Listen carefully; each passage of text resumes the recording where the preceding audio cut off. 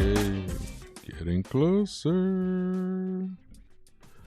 Hello and welcome into the Knicks-Verse playoff preview episode 2. That's right. This one we're going to focus on Karl Anthony Towns.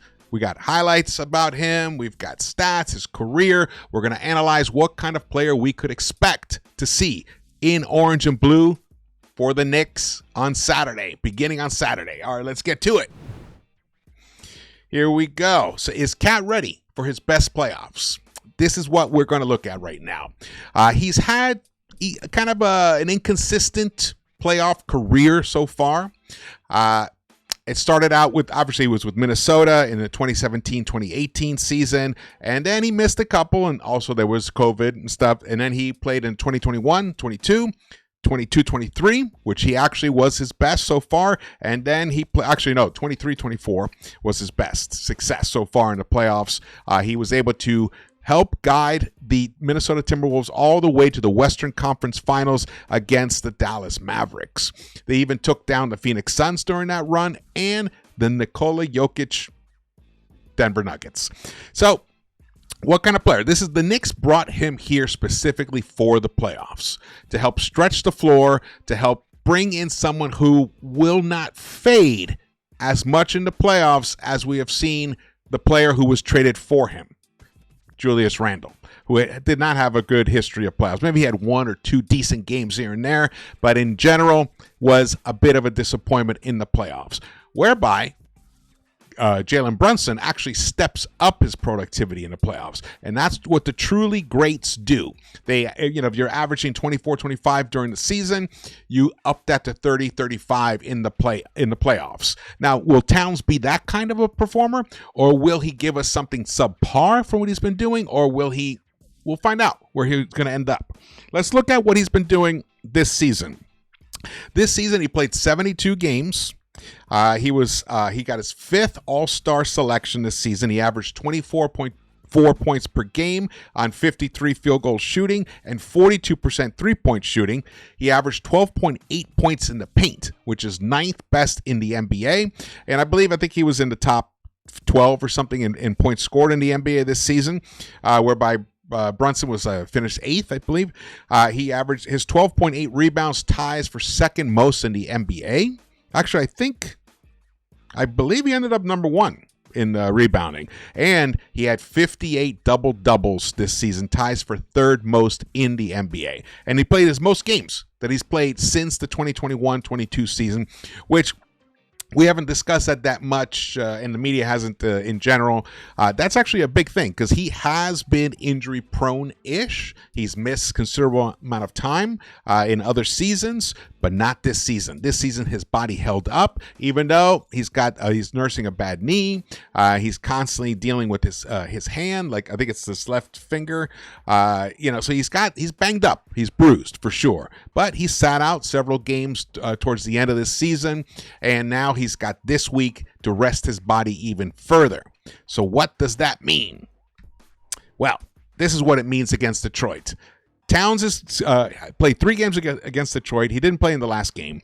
He's averaged 24 points per game against them, which is pretty much his season average. 11 rebounds, very close to his season average. So his season average numbers are pretty much there. And he's shooting 43% from the three-point line against Detroit. Where he's not doing as well is inside the arc. He's averaging overall 46% from the field against the Detroit Pistons. That's because he's got to battle guys like Jalen Duren and Isaiah Stewart, just big bodies that get in there. Who else? Paul Reed. So we're going to see if this time in the playoffs, when they let guys be more physical, if he can respond to that physicality in the playoffs against the Detroit Pistons specifically. Let's go to this here. So, this is his stats. Oh, wait. Okay, here we go. Here's career stats. His career stats for the regular season. He averages 23 points per game, 11 rebounds, shoots 40% from the three-point line for his career. He shoots 52.4% overall. That is fantastic numbers. But then when you look at his postseason career averages, there's a big drop. A drop of almost 5 points per game, down to 18.8. The rebounding pretty much holds up, but it does drop too, 10.2. He also plays less minutes per game in the playoffs. Historically, he has. I don't know if that'll be the case this time, but we'll see. His three-point shooting percentage drops 5% from 40% to 35%, along with his field goal shooting from 52 to 46%. That's almost a 6-point drop right there because it's 46.8%. So he definitely seems to disappear at times in the big games in the playoffs. At least he has in the past. But what does that mean when we look at his playoffs, break it down season by season? So this is Towns' first season here, where basically he only played 5 games. Here he averaged about 47 field goal percentage, but only shot 27% from the three-point line in his first playoff series. He averaged 15 points per game, but did get up to 13 and almost 13 and a half rebounds per game. So he was able to get in there and battle for loose ball for rebounds, but his overall efficiency was nowhere near what his career stats are. Then you look at his next playoff experience. It was 6 games in 2021-22, and here his efficiency went up. He shot almost 49% overall. He shot 45% from the three-point line. Fabulous, 45%. His field goal percentage was 55%. Beautiful, beautiful numbers. He got to the free throw line 8.3 times per game, and he shot 86% from there, and that's going to be crucial because I think he is going to get to the free throw line a lot in this playoffs. He averaged 10.8 rebounds, and he averaged almost 22 points per game. Nice. Those are nice numbers. Those are actually very good numbers, but they didn't advance much further than the first round right there. Then in 2022-23, oops, don't want that. In 2022-23, only 5 games again. Field goal percentage dips down to 45%, sorry, and a three-point percentage just plummeted, his worst ever, 25%. But his attempts went up to 4.8. Okay, so he upped his attempts, but his efficiency dipped. That's not a good sign. 10.2 rebounds per game. Okay, good. He averaged 18.2 points per game.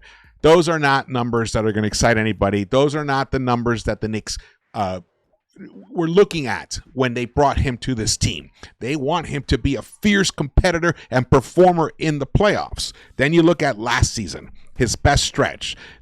He played in 16 playoff games. He's listed as a power forward here because that's what he was playing with Rudy Gobert, as he was the season before, his very first season with Rudy. And here, last season, he shot almost 47% overall.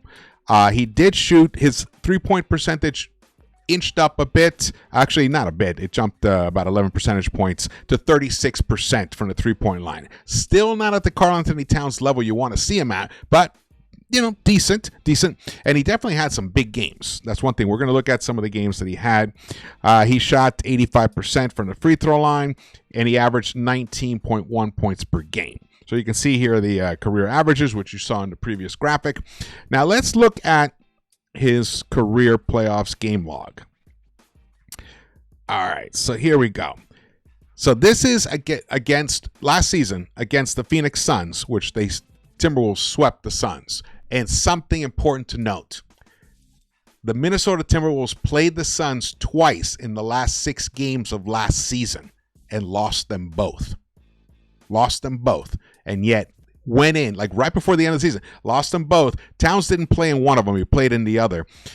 And they went in there and swept the Phoenix Suns. They had home court advantage. They won those first 2 and then just went to Phoenix and continued the punishment and took over. But if you look, he only got 9 field goal attempts in that first game. And then it dipped to 7.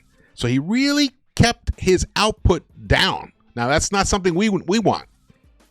That's not something we want on this team this year. Not at all. We want him to be attempting 14, 15 field goal attempts per game. Maybe even more. And half of those I prefer if they were 3-point attempts. You can see only 2 3-point attempts in game 1, 4 3-point attempts in game 2.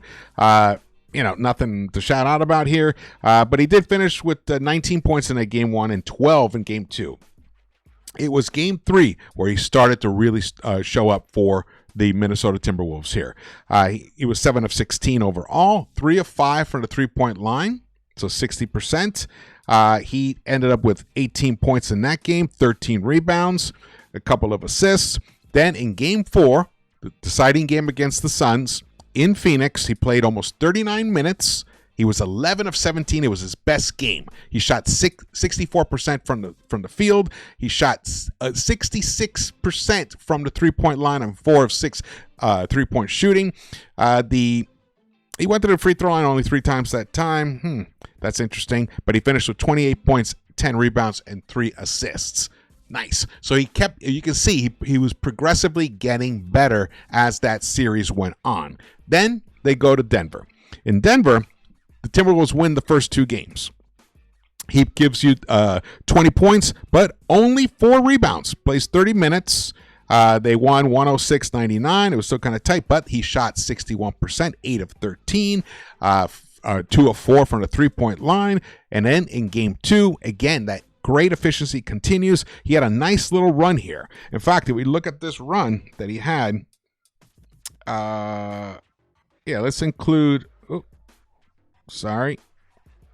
Let's include game 3 of Phoenix. So for a 4-game stretch, he averaged 59% overall, 60% from the three-point line, and he's averaged 23.3 points per game. Now, that's nice. That's the kind of Towns I'd like to see. Definitely would like to see that kind of Towns. He did struggle a bit here in game 3, and that's the game that they lost, and that was back in Minnesota. Interesting. Hadn't realized that. But as you go on, you can see he has some definitely, he wasn't disappearing as much as he was in the years before. You can see up here. So, what kind of guy we're going to see now? That is the main question. My feeling is that we are going to see someone much closer, actually, much closer to this. Okay, here we go. Much closer to this. This is what my predictions are going to be. Playoff projections here for Karl-Anthony Towns. Best case scenario, 25 points a game. He averages throughout the playoffs, beginning with the Detroit series. He stays at 12 rebounds per game, 40% three-point shooting, which he's done it before. He did it in that his second playoffs that he had. 50% from the field. He has been beasting of late. He can do that. Well, this season he had a great season, but most likely because of the intensity and the physicality of the game itself, and his tendency to kind of recede away from the spotlight at times.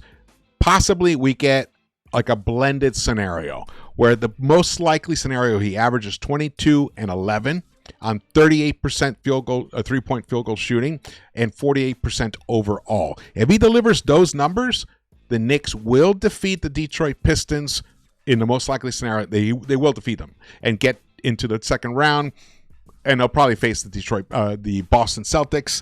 Though against the Celtics, I'd like to see him be closer to the best case scenario type of cat. So, how likely is that, though? How likely is that? Well, I think here's the keys are. Here's the concerns with him. He turns the ball over a lot, and he gets into foul trouble. If he can avoid those 2 things, especially the foul trouble, that will allow him to play towards where he benefits in the game. He can be more aggressive on drives to the hoop. There you go, as you can see right there. I would love him to do this more. Just catch and shoot. He is one of the very best catch and shoot players in the NBA. Actually, let's go back to this. You can see it here. So here he is. This is for all players that have played at least 20 games this season, attempted at least 2.5 field goal attempts, and averaged about 18 minutes per game. 3-point, this is catch and shoot. Towns has the 3rd best 3-point shooting percentage in the entire NBA in catch and shoot threes. He's averaging 46.2 percentage points, field goal percentage per game.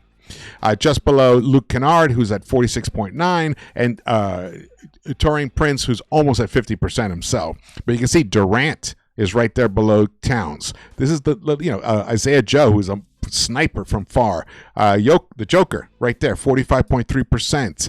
Jaden Ivey, interestingly enough, is a fabulous catch and shoot 3-point shooter, 45.2%. Luckily for us, he's not playing in this series.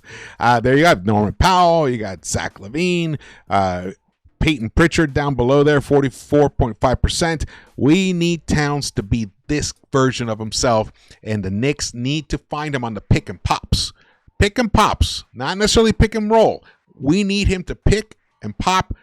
Brunson, whoever he's running that pick and roll with, find him, just shoot over whoever you've got. If you have a sliver of daylight, Towns is going to have to let that ball fly. If he does that, if he's shooting 6, 7, 8, 9, 10 attempts per game, and he's shooting at that level, the Knicks will have enough offense to make up for his defensive inefficiencies. He is not the best defender, and we've seen Cade especially destroy him. Man, did we see him destroy him several times. He just doesn't seem to, when he comes up to double team, he doesn't come up far enough. He starts dropping too quickly. He's a little lackadaisical about it. But another thing that I've noticed is that's more Towns in the first 3 quarters. Towns in the fourth quarter makes a much more concerted effort to be more physical, to try and get more blocks, rim protection. He tries to stay in front of his guy with much more of intensity and effort. I think we're going to see that level, that fourth quarter type of cat. We're going to see him early on in the first quarter in these playoff games. I just cannot see a Tom Thibodeau center not doing all he can to be the best defensive player he can be. Now, I'm not even saying he's going to be good. I'm just saying he needs to be at least average, at least okay defensively, not get cooked, which he has been at times. So if he can raise his level enough so that he's not a total liability out there on the floor, and remember, he's probably going to be playing a decent amount of minutes with Mitch Robinson on the court as well. That's going to help him a lot. It's going to help him tremendously. All right. So my final thoughts on Towns. I still think it was a great trade. I still think trading a Randall and Dante does hurt, but they had to trade him to get him. Towns is one of the most unique players in the NBA. He's a 3-level scorer. He can take anybody, basically almost anybody, off the dribble one-on-one and get to the hoop. He can shoot over anybody pretty much. He can shoot from distance, from deep. He can shoot from the logo even. That's just something the Knicks have never had that at all. And that's something that we desperately needed last season. I think if the Knicks had a guy, we had Isaiah Hartenstein, but Thibs didn't trust him enough to be that kind of a player. But Towns for sure is that kind of player. One thing that's interesting, though, I noticed in today's press conference interview, I think it was Ian Begley asked him about why he's taking such few 3-pointers lately. And he said, yeah, the last game he only attempted 3. And Towns was surprised to hear that. He goes, oh, really? I didn't realize that. Now, that's a little distressing, I'm going to tell you. He should know, number one, and someone should be telling him. Someone should be telling him, dude, you got to shoot more. You got to shoot those threes more.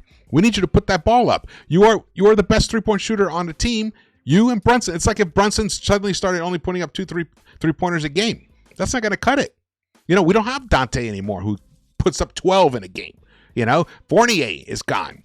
Bogdanovich isn't around. Shamet is he's here, but we're not even that sure that he's even going to get that much playoff minutes. Though in today's press conference, Thibs did praise Shamet tremendously.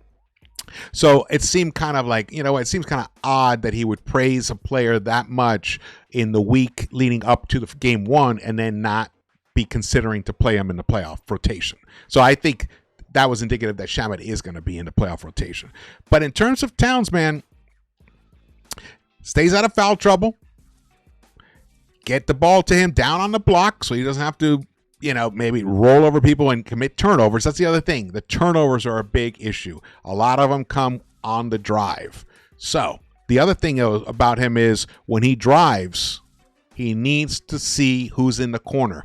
He can't commit 100% on the drive that he's going to go all the way. It makes it too easy for the defense.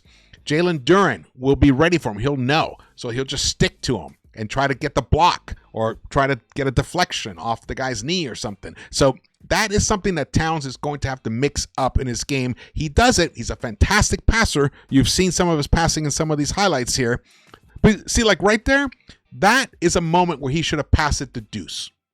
Instead of forcing this, he's getting double teamed and he's got Joker behind him. So he knows that a Nick is going to be open in the corner. That's where he needs to pass it. Now, he ended up making it. He probably hit the and one. Oh, look at that sweet play right there. Yeah, and he got fouled. That's just something we just haven't had at all. Ever. We have never had a player of his skill set ever.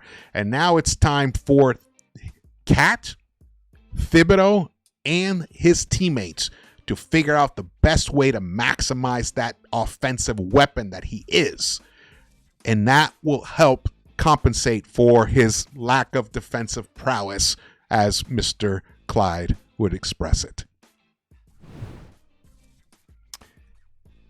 One thing I did see, Foxy shared this with me. This is from a Stephen Bondi article, and I saw when Wally was talking about this on MSG. And I think it was the playoff preview episode on MSG. It says here, Wally Szczerbiak, an MSG network analyst, said the Knicks must overcome fractured confidence. And anything less than an annihilation of the Pistons would be an indictment on the locker room. We're going to learn a lot about the interior of this locker room in this series quick, Szczerbiak said on MSG Network's playoff preview show, because the talent is there. They should blow out this Detroit team when you go player for player. If you don't dominate this series, there's something going on in that locker room that's not right. He makes a great point there.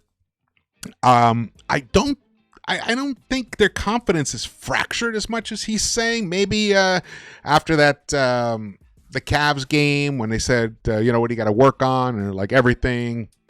Maybe he's referring to that. But if you saw Brunson's interview today, he is incredibly confident. He knows that the beast Brunson is going to show up. The Brunson burner is going to show up in the playoffs. The guy who can average 35, 40, who can give you 40 points in the game, like in back-to-back games. He can give you 40 points, which he's done before. And his last line here where he says, if they don't dominate this series, there's something going on in that locker room. So he's putting the bar pretty high. I'm wondering if he's trying to challenge his New York team himself. I wonder if he's trying to challenge them just to come out and completely annihilate the Pistons. It's going to be tough, though. It's going to be tough. The Pistons are, yes, he says they should blow this Detroit team out when you go player for player. That's true. But we all know that the sum can be greater than its parts, and the Detroit Pistons defense is tremendous. When you got, Jalen Duren, Cade Cunningham with his size at the point of attack, and you have Ausar Thompson, amazing defender himself. It's not going to be easy to just roll over the Pistons for 4 games. I could see them blowing them out twice and having maybe the other 3 games being close, of where Pistons maybe pull one of those games out, but the Knicks win the other 2. I think the Knicks could win this series in 5 games, 6 at the most. So I have a feeling here, dominate, like if it goes to 6 games, does that mean they didn't dominate? Does that mean there's something going on in the locker room? It's going to be interesting to see how this unfolds. Towns, we need him to be this beast all over the place. I'm very excited for this playoff series with him, man. And here we go. I showed this previously. First game is on Saturday, 6 p.m. Eastern Time, 3 p.m. LA time, my time. I cannot wait for this. Tomorrow, going to try to do a live show tomorrow. If not, then it'll be a recorded. But then there's Thursday and Friday. I'm going to try and drop a video every single day, and we'll look at different aspects of the team and the series itself. We'll break it all down. All right. Thank you so much for watching this. Again, my name is George. Please subscribe, hit the thumbs up button for me, and drop your comments. Follow me on right here at social media, and share the video. That'd be great if you guys could share this video. Definitely want to hear your thoughts and feelings about anything Knicks, and I will see you around the Knicks-Verse.